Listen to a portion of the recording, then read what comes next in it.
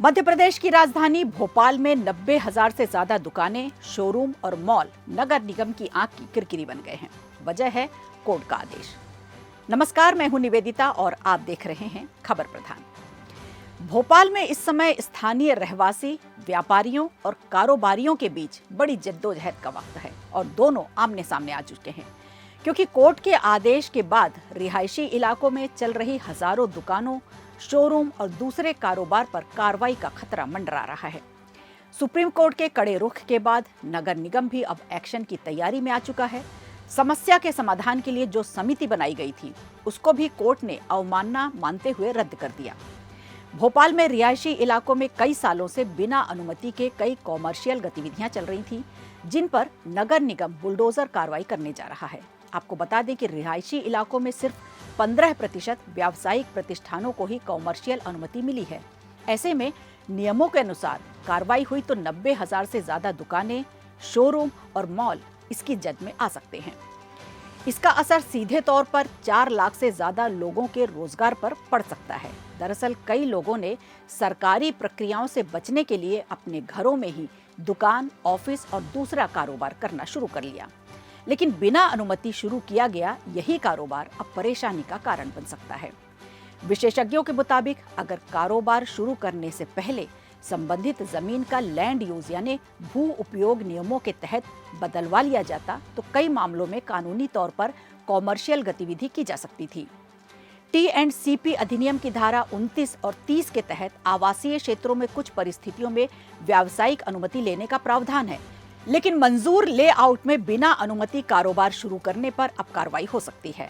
शहर में कई ऐसे रिहायशी इलाके हैं जहां नियमों के विपरीत मॉल और बड़े शोरूम तक संचालित किए जा रहे हैं। सरकार भूमि विकास नियमों में बदलाव कर रही है, लेकिन विशेषज्ञों के मुताबिक इसका फायदा भोपाल के उन इलाकों को मिलने की उम्मीद कम है जहां निगम कार्रवाई कर रहा है, क्योंकि पहले ये इलाके पहले से मंजूर और विकसित रिहायशी क्षेत्र हैं। नए संशोधन का फायदा मुख्य रूप से उन क्षेत्रों को मिलेगा जहां नया परिक्षेत्र तय किया जा रहा है। लेआउट मंजूर होने के बाद नियमों का उल्लंघन होने पर कार्रवाई का अधिकार नगर निगम के पास है। अब बात उन गतिविधियों की जिन्हें रिहायशी इलाकों में पूरी तरह प्रतिबंधित किया गया है। 18 मीटर से कम चौड़ी सड़क पर मैरिज हॉल या बैंक्वेट हॉल नहीं चलाया जा सकता। इसके अलावा भारी machinery, automobile, garage, welding workshop और रसायनों का स्टोरेज भी मनाही है। थोक मंडी, बड़े गोदाम और बिना पार्किंग वाले बड़े कोचिंग सेंटर पर भी रोक है। ऐसा नहीं है कि रिहायशी इलाकों में इस तरह का कारोबार प्रतिबंधित है। अगर सड़क की चौड़ाई, पार्किंग और भूखंड का आकार नियमों के मुताबिक है तो कुछ सीमित गतिविधियों की अनुमति की जा सकती है। इनमें किराना, medical, stationery, dairy, beauty parlour, tailoring, laundry जैसी दुकानें शामिल हैं। वहीं डॉक्टर, वकील, सीए, आर्किटेक्ट और आईटी कंसल्टेंट जैसे प्रोफेशनल के ऑफिस भी नियमों के तहत चलाए जा सकते हैं।